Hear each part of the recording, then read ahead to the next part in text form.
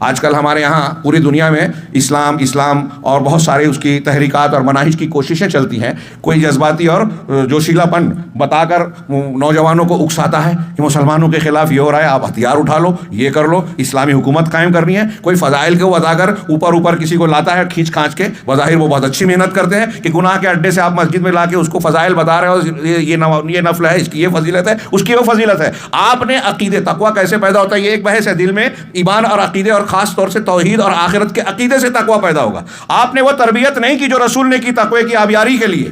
لہذا ہم دیکھتے ہیں کہ ان ساری کوششوں کے باوجود نتائج برآمد نہیں ہوتے.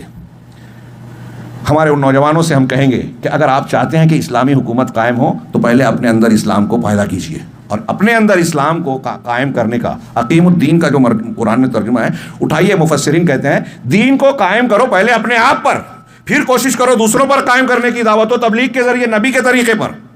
یہ ہتھیاروں سے کرنے والا کام نہیں ہے.